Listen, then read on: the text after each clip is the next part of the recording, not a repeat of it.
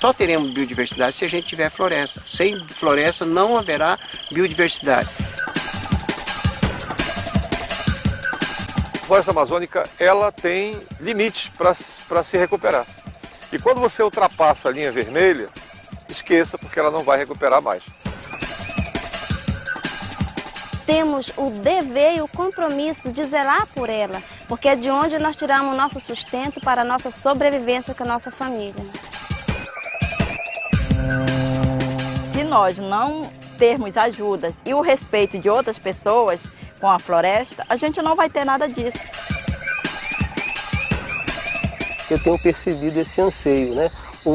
A implementação e a ampliação de programas voltados à geração de renda.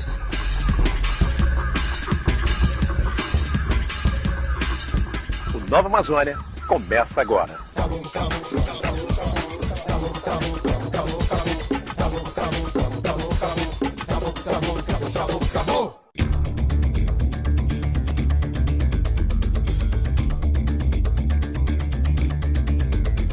Que o progresso tem um preço, isso todos nós sabemos.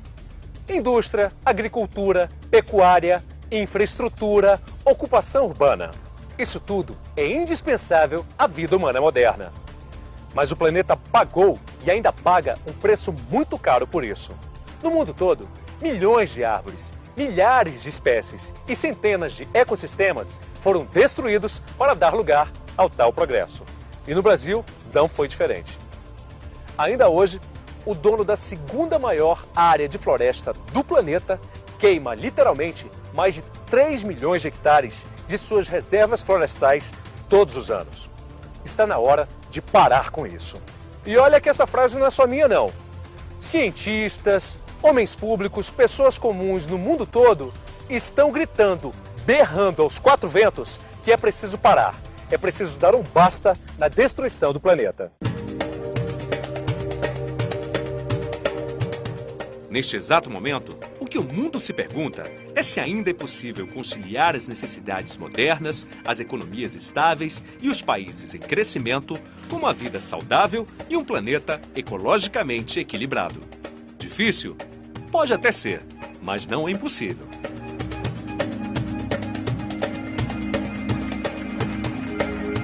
Nunca se falou tanto em REDD, sequestro de carbono, efeito estufa, serviços ambientais, Bolsa Floresta, Bolsa Verde. E para que tudo isso? Para manter a floresta em pé e garantir a sobrevivência de milhares de espécies que nela habitam. E isso inclui o homem. Nos programas anteriores, você viu pequenas mostras do que está sendo feito e do que é possível fazer para sair do blá blá blá e partir para a prática, fazendo valer a nova ordem. Qualidade de vida vai muito além de uma gorda conta bancária, eletrônicos de última geração e carrões de luxo. No programa de hoje, o Nova Amazônia vai mais fundo para mostrar que progresso e desenvolvimento podem caminhar juntos, reescrevendo a história do planeta. Para ser considerada uma floresta, uma área deve ter no mínimo meio hectare, com árvores de mais de 5 metros de altura e cobertura superior a 10%. Mas o significado vai bem além disso. As florestas são lares de milhões de seres vivos, entre eles o homem. Elas também são fontes de vida e de renda e movimentam bilhões de dólares em todas as economias. Não é à toa que o ano de 2011 foi declarado pela ONU como o Ano Internacional da Floresta. E agora, em 2012, no Rio de Janeiro, as nações se reúnem para colocar as cartas na mesa. Mas o que nós estamos fazendo para impedir que floresta e meio ambiente sejam destruídos? O mais importante papel que a floresta tem hoje é a proteção da biodiversidade. E só teremos biodiversidade se a gente tiver floresta. Sem floresta não haverá biodiversidade. Então, biodiversidade representa para futuras gerações a verdadeira riqueza da Amazônia, definitivamente. Só podemos tê-la no futuro se a gente conseguir hoje criar mecanismos de proteção da floresta em pé. Eu acho que o principal alerta é o seguinte: em primeiro lugar é cumprir a legislação, sabe? Realmente cobrar o cumprimento da legislação vigente. A legislação é boa, sabe? A legislação ela sozinha, se ela for executada, se ela for colocada em prática, ela é capaz de proteger a floresta em pé. Eu nasci e me criei na floresta. Os meus pais também na floresta, né? Então, quer dizer, da floresta, o que a gente faz é sobrevivência que a gente tem. É uma coisa muito melhor do que a gente viver numa capital ou numa cidade, porque de lá você tira o seu recurso, né? Só que muitas vezes existem muitas polêmicas devido a muitas pessoas, né, que querem invadir, que não têm respeito, né? Porque hoje, se nós não preservarmos a natureza, de que a gente vai viver? Principalmente nós que moramos na zona rural, que fazemos parte da floresta. Isso para a gente, para mim e para todos que moram lá é muito importante, a preservação dela, porque é de lá que a gente tira o nosso sustento. Floresta é vida, e uma economia saudável você só pode esperar onde a vida, né, no seu sentido mais amplo, tenha também garantido o seu espaço, as condições ideais para que ela se mantenha como tal. E assim a floresta ela tem, por um lado, uma importância imensa no que diz respeito às possibilidades, né, que a natureza oferece de vida, no seu sentido mais amplo, com essa biodiversidade imensa, com esse número de espécies animais, vegetais, micro-organismos, as mais variadas, isso tudo interligado com água, não é? Porque a floresta amazônica é fundamentalmente essa simbiose, não é, da floresta em si com a água, não é? Não dá para se desconectar uma coisa da outra. Às vezes eu fico pensando que, na verdade, né, terra firme é mais um acidente de percurso do que outra coisa. A melhor alternativa que temos hoje é, para proteger a floresta, manter a floresta em pé e com ela proteger a biodiversidade, é um manejo florestal sustentável. Principalmente agora que nós temos também uma nova, um serviço ambiental importante entrando neste mesmo mercado, que é o mercado de carbono. Então o mercado de carbono ele deve agregar valor à floresta do Amazonas, à floresta da Amazônia. E agregando valor a essa floresta, nós teremos a madeira então mais valorizada. Eu, particularmente, eu não acredito que a principal riqueza da Amazônia seja a madeira, né? Eu defendo o manejo florestal como alternativa para proteger a floresta em pé. Para protegendo a floresta em pé, eu vou proteger a biodiversidade. Aí sim que eu considero a verdadeira riqueza da Amazônia para as futuras gerações é a biodiversidade. Quando nós temos um país, eu repito, que não tem uma clara percepção, né, da importância de transformar isso numa bandeira, né, realmente da nação brasileira, né, e do contrário a gente vai ter que, permita dizer, mudar a letra do hino nacional. Né? Aquela história de que seus bosques têm mais vida, isso está começando a virar ficção em várias regiões do Brasil. Aliás, já virou ficção em várias regiões do Brasil. Se a gente não tiver cuidado, vai virar também na Amazônia. Né? Então, me parece um ponto fundamental é que nós deveríamos ter um enorme constrangimento de ter que ouvir de pessoas, de organizações, né, de instituições estrangeiras, né, as recomendações, os recados, às vezes até de uma forma nada coloquial, de o que seria realmente a nossa tarefa de casa em relação à Amazônia. O ideal é que nós nunca tivéssemos que ouvir isso. Infelizmente, os maiores culpados somos nós mesmos. E se nós não estabelecermos efetivamente, não é, uma verdadeira simbiose entre as medidas voltadas para a política econômica neste país, com as medidas voltadas para um verdadeiro conservacionismo, eu não vejo um bom futuro para a Amazônia. Até porque, eu gostaria de deixar isso claro, quer dizer, você não pode sair destruindo, não é, como se sempre houvesse a possibilidade de regeneração. A floresta amazônica ela tem limites para se recuperar. E quando você ultrapassa a linha vermelha, esqueça, porque ela não vai recuperar mais. Então, nós estamos diante nesta encruzilhada. Ou a gente faz agora, ou não vai dar tempo para salvar essa floresta. Se nós não termos ajudas e o respeito de outras pessoas com a floresta, a gente não vai ter nada disso. Então é muito importante nós não pensar no hoje, mas sim no amanhã, porque vem os nossos filhos, vem os nossos netos, vem os nossos bisnetos. Então, até lá a gente quer que essa floresta permaneça em pé, que ela é muito mais importante ela em pé do que ela deitada. Porque se for desmatar, como é que a gente vai sobreviver? Porque se uma área de terra que você vai trabalhar direto nela, daqui mais uns dias ela, nem uma árvore nasce, só nasce o capim. E o que a gente vai sobreviver de capim? A gente não sobrevive, então a gente sobrevive é da natureza, da mata, né? Porque nela tem tudo, todo tipo de frutas, árvores medicinais, como fruta mesmo que serve para o nosso alimento.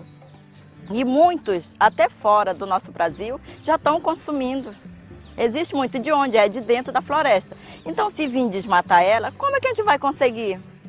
Como que muitas pessoas, granfina vai ter o seu shampoo, vai ter o seu condicionador, né? Tudo isso, então não tem como. Então vamos preservar, porque eles têm lá, e claro, e nós ribeirinhos também temos, porque não serve para nós ficarmos lindos, né? Mas serve para nós nos alimentarmos, que é muito mais importante. No próximo bloco, o Nova Amazônia vai em busca de respostas para esse quebra-cabeças. Como estamos enfrentando esse que é o maior problema da vida moderna?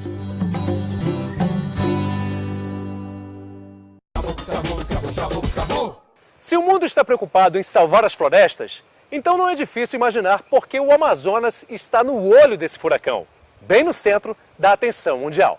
Com a vocação econômica concentrada no polo industrial de Manaus há quase 5 décadas, o estado manteve 98% de sua área florestal intacta. Grande parte desse imenso patrimônio já foi transformada em unidades de conservação. Eu diria que o nosso estado ele está muito bem. Eu diria que é o estado mais protegido do Brasil. Do ponto de vista de estado de Amazonas, nós estamos fazendo um esforço muito grande em relação à criação e implementação de unidades de conservação. Sérgio, eu gostaria que você explicasse para nós como funciona, qual é o conceito da unidade de conservação.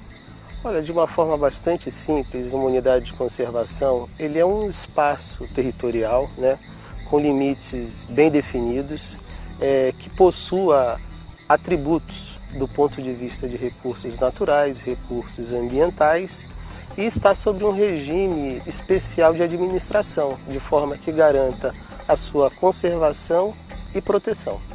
Hoje, no Amazonas, como funciona? Qual é o nosso quantitativo de áreas preservadas? De 2003 a 2009, houve um incremento de 157% em unidade de conservação.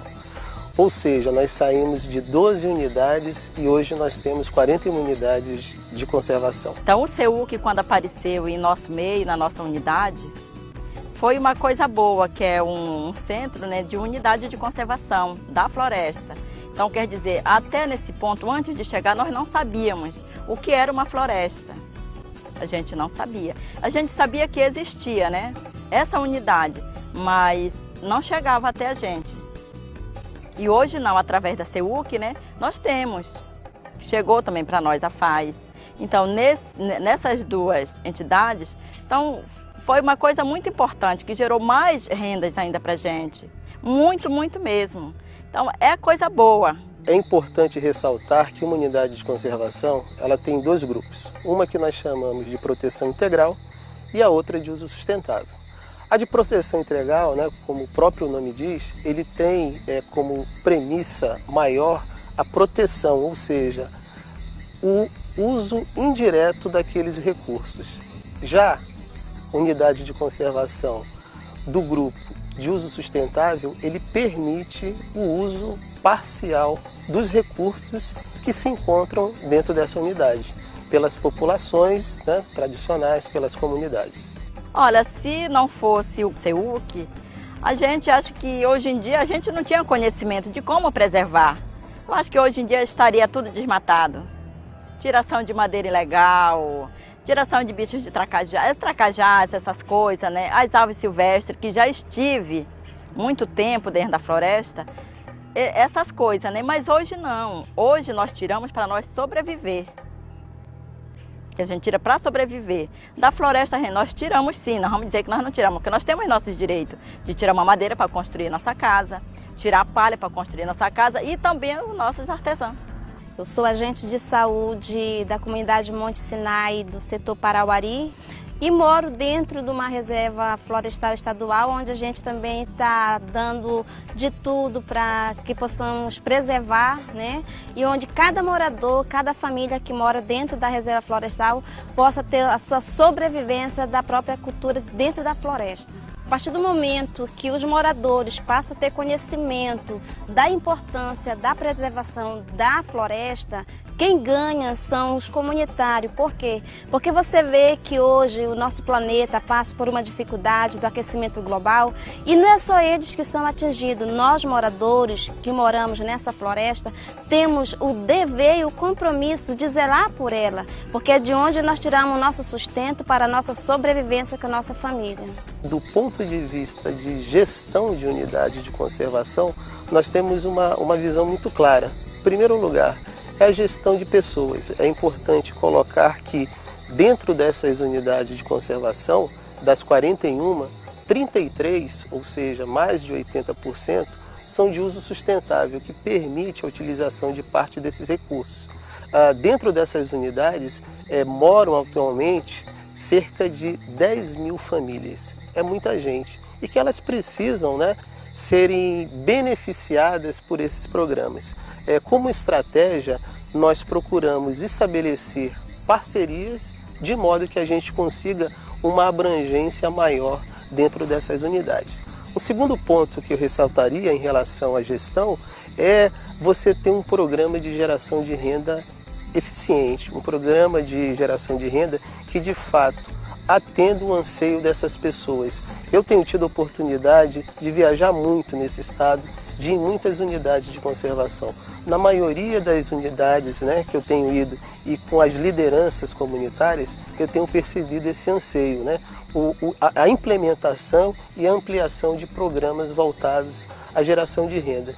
E por fim eu destacaria a necessidade de você ter ações, tá, do ponto de vista de fiscalização também. A partir do momento que você defende a sua natureza, a sua floresta, você só tem a ganhar. Por quê? Porque a partir do momento que o homem ele desmata a floresta, que ele não preserva a floresta, ele passa a ser o próprio destruidor. Infelizmente, muitas vezes o ser humano ele não é capaz de reconhecer esse ato que prejudica não só a nossa floresta, mas o nosso bem-estar também. Então, assim, a partir do momento que você passa a ter um compromisso em defender a sua natureza, a sua floresta, você passa a ter uma melhor condições de vida assim para sua família e para os seus filhos que virão, né? O meu recado para o Brasil inteiro, né, é que nós moramos aqui em Maués, é um município que hoje em dia já tem uma visão diferente, né?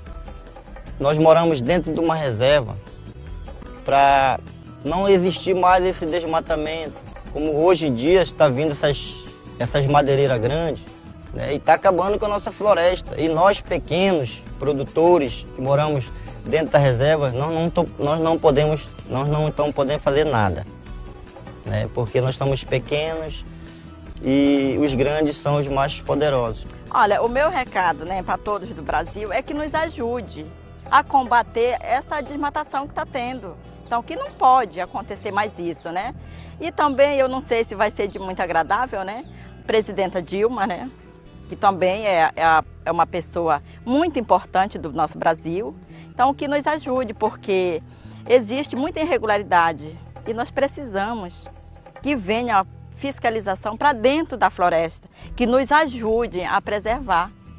Porque que adianta só nós, lá e sem a gente ter uma ajuda, sem ter um contato de como, não é verdade? Então, quer dizer, é isso que a gente precisa do governo, também fortalecer as entidades que nos ajudam, né?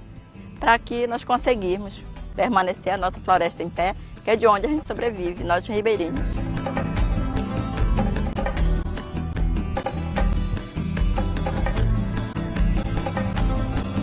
No próximo bloco, o Nova Amazônia entra na mata em busca de pessoas que estão fazendo a diferença, com muita coragem, disposição e olho no futuro.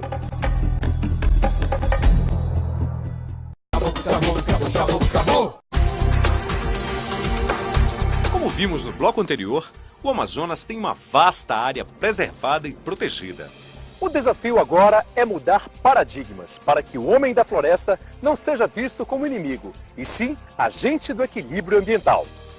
Valorizar o manejo florestal como fonte de renda é um dos caminhos encontrados. Se a gente considerar que a madeira é um artigo de primeira necessidade, né? Não tem como a gente viver sem a madeira. Então a madeira está, depois do alimento, a madeira é o segundo artigo de primeira necessidade que nós temos como recurso natural. Então a demanda vai sempre existir por esse produto, né? Então nós temos um mercado praticamente crescente e nós temos uma oferta praticamente decrescente, né? Com o desaparecimento dos principais abastecedores da matéria-prima madeira tropical, que é o caso da Indonésia e da Malásia. Então o Brasil entra, especialmente o estado do Amazonas, que mais protegeu as suas florestas, com um grande potencial para abastecer esse mercado. É um mercado praticamente constante, um mercado grande, um mercado alto, um mercado constante e que nós podemos abastecer. E se nós abastecemos isso, com certeza a gente tem condições de ultrapassar o mercado da Zona Franca ou do Distrito Industrial de Manaus, do Polo Industrial de Manaus. Até agora, as soluções mais simples são as que têm apresentado o melhor resultado, como o estímulo ao artesanato, aproveitando resíduos, sementes e cipós encontrados na floresta. A natureza representa na minha vida uma coisa, não sei nem explicar, né? Mas a gente sabe que sem a natureza a gente não pode viver, né? O artesanato, para mim, com a família, é o principal, né? De que a gente se mantém, de que a gente praticamente vive. Chega lá na mata, onde a gente encontra, vê qual é o cipó que nós chamamos de maduro, está o cipó maduro, e a gente arranca. Cada cipó dá numa média de 5 pedaços, de 2 braças, ou 3 metros, como quer que seja.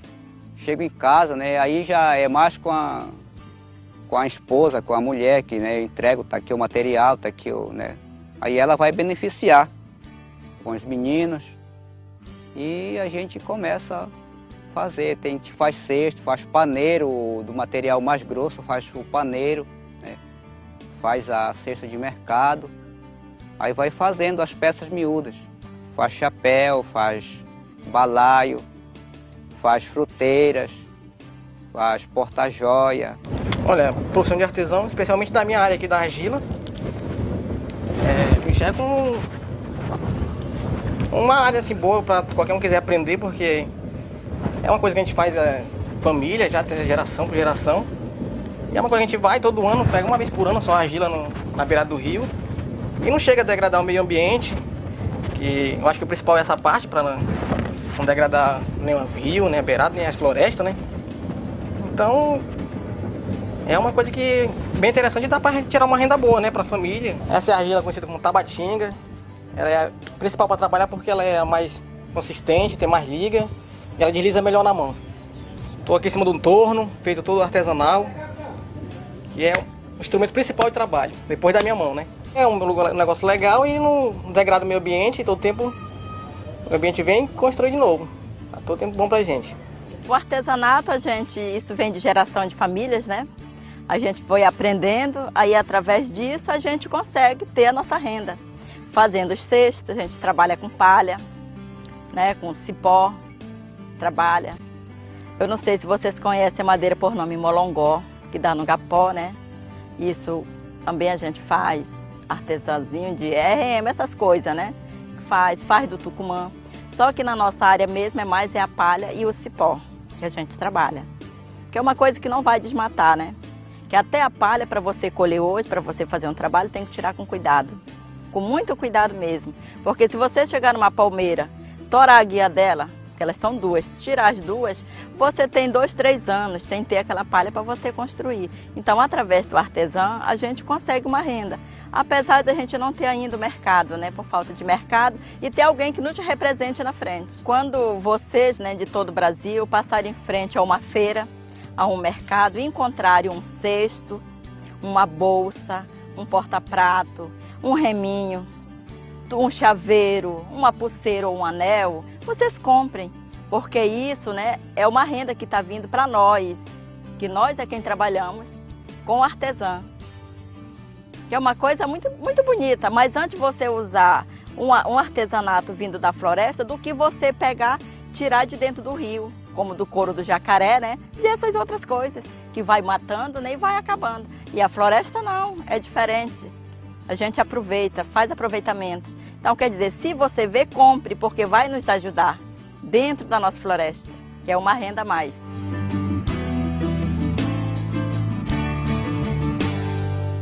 No próximo programa, o Nova Amazônia continua floresta dentro para se encontrar com um novo olhar sobre a Amazônia.